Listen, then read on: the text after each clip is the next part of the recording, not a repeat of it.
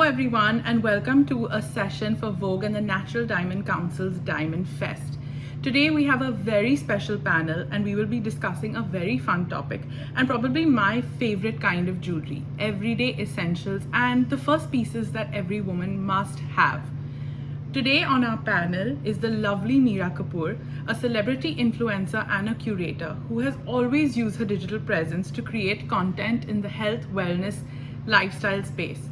Being India proud, Meera has always been vocal for local, be it with fashion, beauty, Ayurveda, or even jewelry. She has created an IP called the India Edit, a video series written and hosted by her that aims to highlight the relevance and potential of the country we live in today.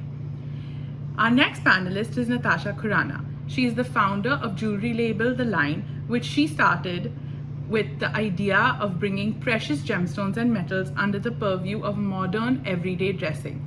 She is also a fashion journalist. Our last but not the least panelist is Arundhati Desheth. With a decade of fine and high-end jewelry expertise, Arundhati wants to help people make even the smallest jewelry purchase significant, aesthetic, and memorable. Thank you so much, ladies, for being here. Hi everyone. Thank you. Hi guys. Hi. Thanks for having us. So I'm gonna get right into it. Meera, do you remember the first piece of jewelry you ever bought for yourself? I have to really think that through. I was actually very fortunate to inherit a lot of jewelry from my grandmother, and getting into buying something for yourself was actually, it happened much later than one would actually buy something for themselves.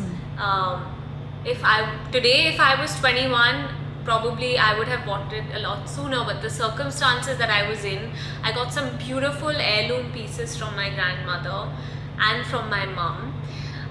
But the first piece that I actually bought was a pair of Polki, South Sea Pearl and emerald earrings. I love them. I think I can wear them with absolutely anything. And I have a special place for diamonds when they are paired with emeralds, because I feel it transitions very well from Indian to contemporary clothing. So for me, that was the first buy. No, absolutely. And the first one's always the most special when you buy for yourself, because it's got that memory attached to it of this is the first thing I ever bought. Aru, what about you? What was the first piece of jewelry you ever bought for yourself? I've always thought of using whatever I want. I started working whilst I was in college because I had two very strong working influences, and I grew up also seeing my mum buying jewelry no matter what her paycheck was. So it was only but natural for me to do exactly the same. So I think my first out of college job, I ended up buying the biggest diamond ring I could afford at the time. I was about 23. I just finished my master's and I was new into a job at a diamond jewelry company, and so I saved up the first few months earnings, and I was already eye marking what could be made for me, and I used the expertise of the workshop that was making products for the jewelry line I worked with, and he did a special command piece for me, which was a lily pad, like a lotus pond diamond ring, and it was I wear it all the time still. I love it. And it's also it sounds super wearable, which is probably what you do invest in the first time you buy a piece of jewelry.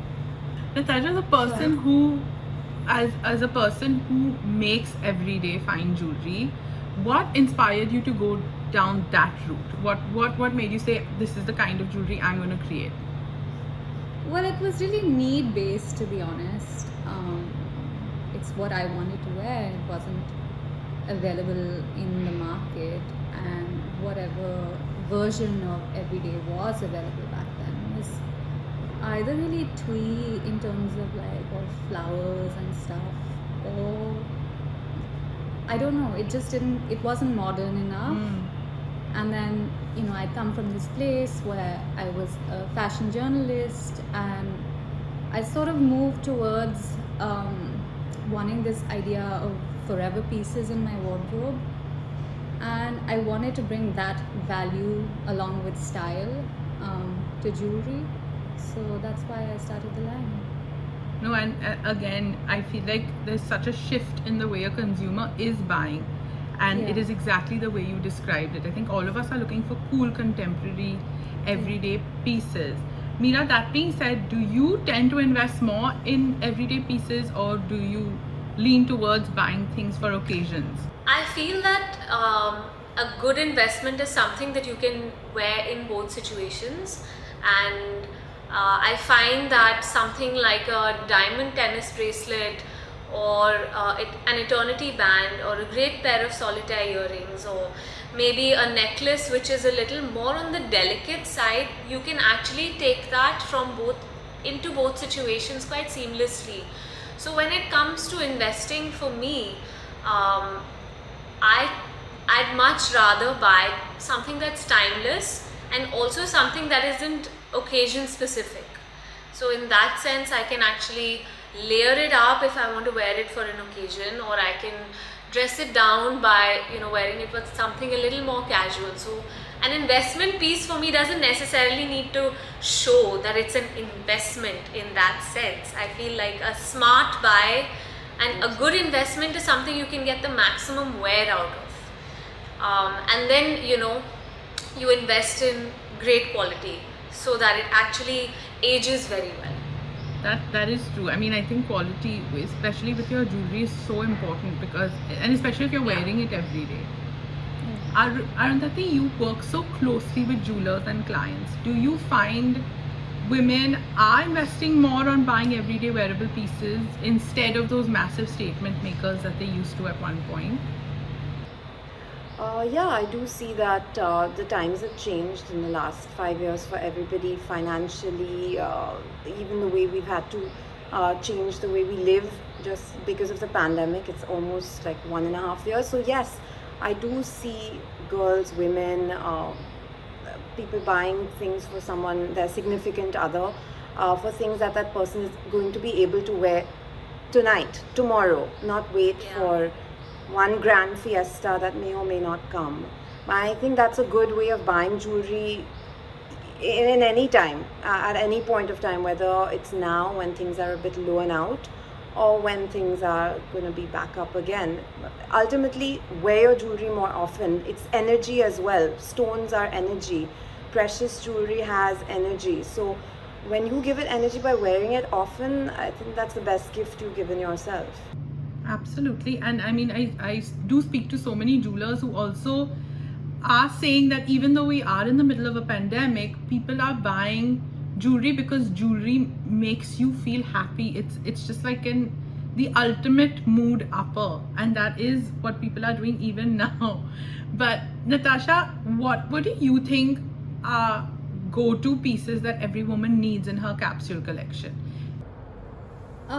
So I come from this place where I hate to have to tell you what you should have in your wardrobe.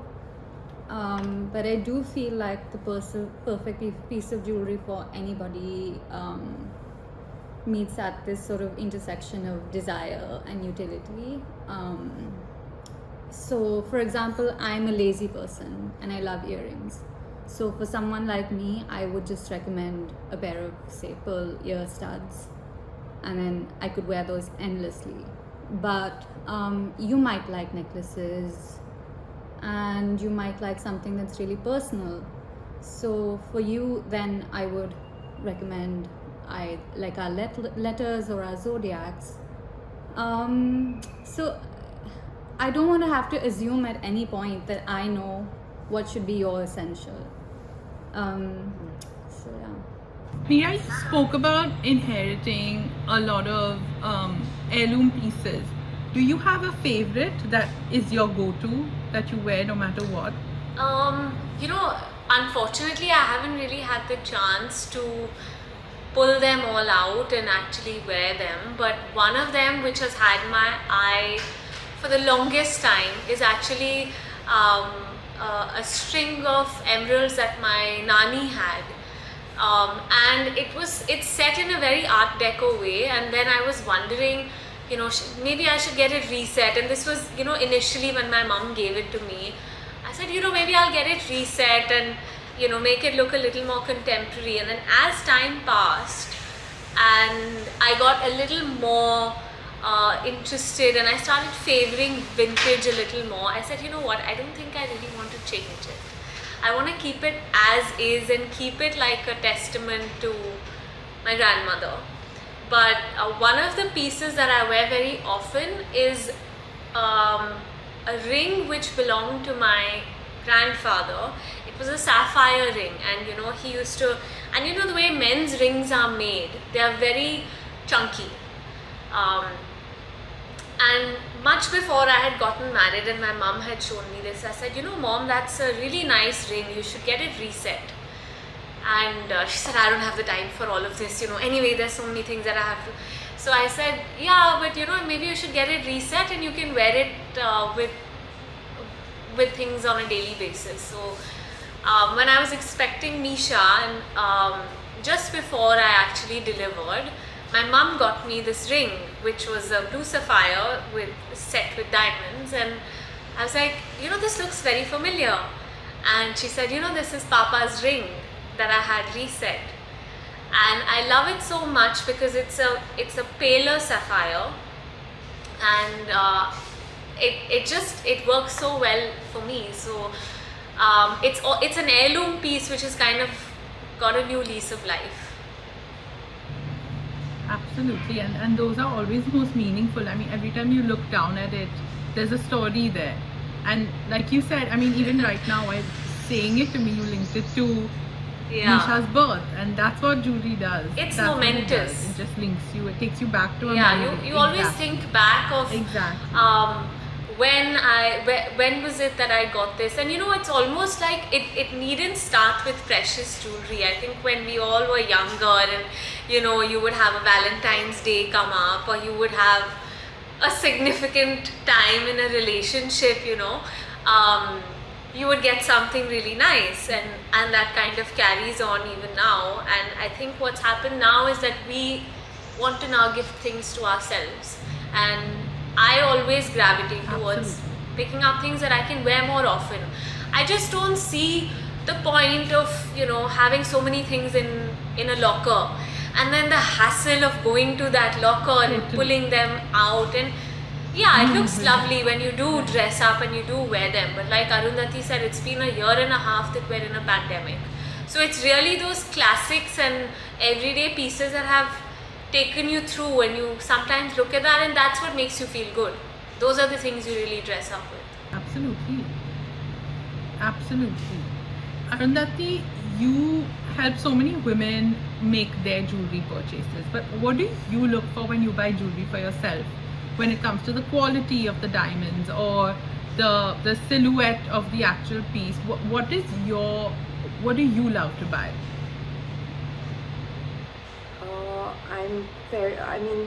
I don't think again there are any strict rules with something like this, but I'm quite an impulsive jewelry buyer. Like I said, I started buying jewelry when I was quite young, and it was always what I can afford.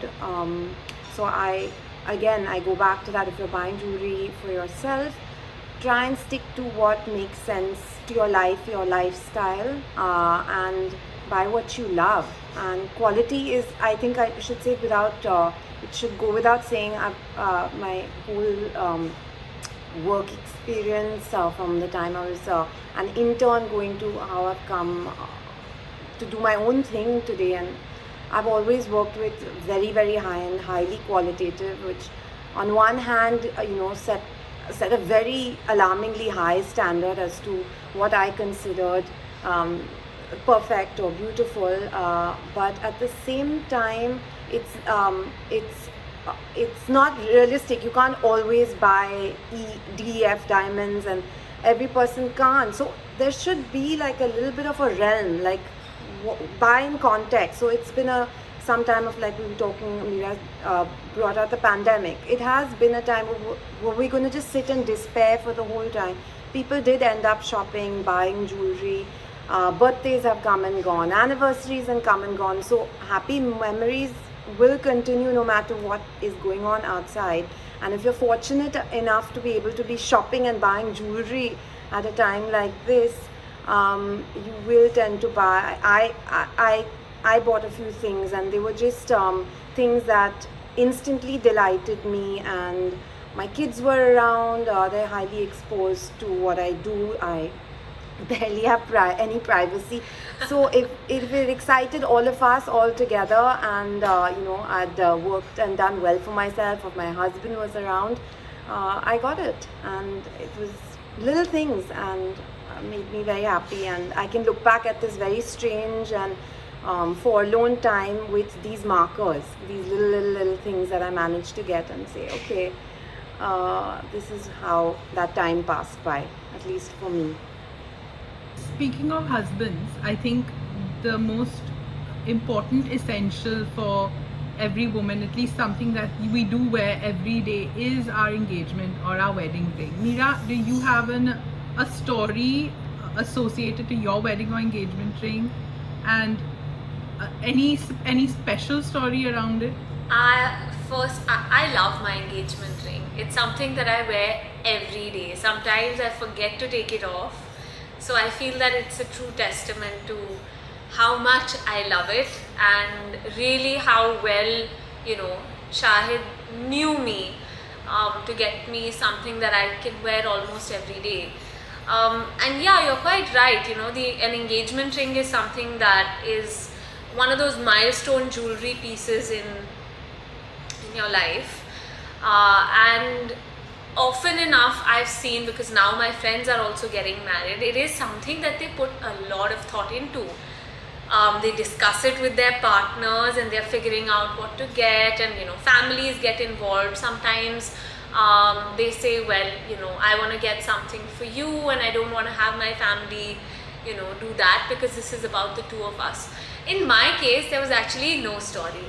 I just received my wedding ring the day of my wedding, and I just remember that, because our wedding was very unconventional in the sense that we actually got married with like 5 people in a room, and after that is when we did the ceremonies and all of that, after we actually had already gotten married. So that was when the whole one knee thing happened, and the whole Jaymala and all of those things happened. And I just remember like seeing the box, and he opened it, and I loved it. It's very simple. It's just a stone on a very simple band, and I really liked it. So there's no real big story. Just I love it, and I did have a few size changes, I think, as I changed sizes, and finally it fits.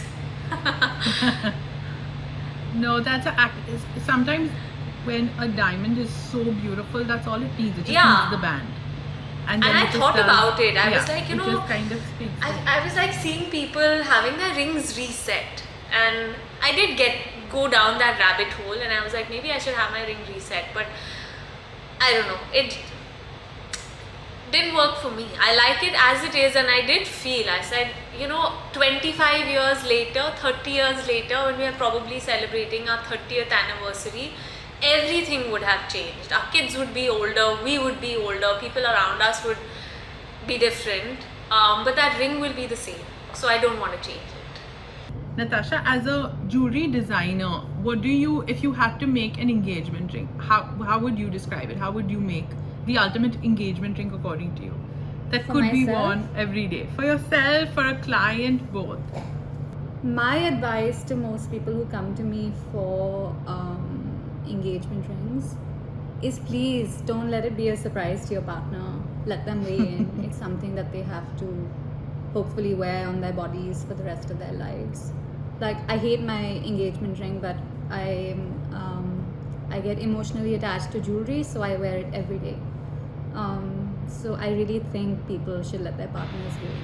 I don't believe in surprises. Yeah, I agree. I do feel that's quite important. I mean, I got lucky, but definitely, do it together. No, 100%. Yeah. It's sweet, and that's also Yeah. quite meaningful in its own right, you know. A boy sometimes, or even if he's a man, it's lost terrain. Like, it's like mumbo jumbo for many guys, not all, but they're just confused. And Mira was saying some of her friends were saying that they don't want their Yeah. families involved in even an engagement ring purchase. Yeah. And why not? It is between the boy, girl, man, wife. So it's nice when they're all involved in it, the both of them. I think because the engagement ring somewhere, 100%. it's kind of like one of those really important markers of a wedding and a marriage, which is why, the identity of the marriage kind of takes shape into that ring. So sometimes, you want Totally. to, sometimes, when it is all about the families, then you will have that, even that decision is actually something that's taken collectively. But sometimes when the nature of the marriage is itself very nuclear, then it's strange, right? These are symbols of different milestones in our life, and they actually do take on the identity of a much larger institution, I feel. Absolutely, absolutely. And it's something so special and something that takes you back to such a strong memory. And it is something we wear every single day, even though it's a relatively significant piece of jewelry. I mean, it's something we put on and it's just on all the time. And I think it's great to look down and just immediately link that memory to it. But Natasha, again coming to you, if just as a jewelry designer, if you had to design, your everyday pieces for your clientele, what do you see that people buy the most when it comes to those everyday pieces? People love hoops, and hoops have been having a moment for a while now. Well, Yes, they're a really very timeless, long to be time. honest. And we're doing this sort of new shape that people love, this elongated shape. People also really, really, really love personalized jewelry. I've been doing our zodiacs and initials for almost 3 or 4 years now, and it just doesn't stop. Like, I think about shelving it, but it doesn't stop. So personalized jewelry as well as studs, earrings, these are sort of always in demand. Okay. My last question to each one of you is, if you had to buy one everyday essential piece as a gift to someone, what do you think that would be? Aru, I'll start with you. I think I would say pendant. Pendant works. You can change the length of the chain. If a person's neck is shorter, they can wear a longer pendant, and vice versa. Earrings, of course, are used a lot by ladies, but I think that's for me that's a little more tricky than going with a pendant. Like Natasha said, that perhaps to initial a person's alphabet monogram. Lovely. Natasha, what about you? What do you think would be the ultimate everyday essential gift to give someone? For me, it's always earrings because I'm really partial to earrings, and obviously you can't size rings and things like that. So I would give them either a pair of studs or hoops. Hoops is always you can a just safe wear bet. them and forget about it. Absolutely. And Mira, what about you? What's an essential you'd give someone? I would agree with Natasha and go for earrings, because I feel that regardless of how you like to wear your clothes, your earrings can always show. So I would say earrings, and for me, I have a special place for pearls. So I feel, a little dangly pearl, it's just it adds just that right layer to make it just a bit bigger, but it's still delicate enough because it's a pearl. So for me, I would say maybe like any kind of earring with a little bit of a pearl is something I would gift. I gifted that to my best friend when she got married. So I think that's like a foolproof, safe bet, I think. Those are all lovely answers. Ladies, thank you so much for being a part of our fest and answering all these questions. And we look forward to seeing you again. Thank you. Thanks. Bye.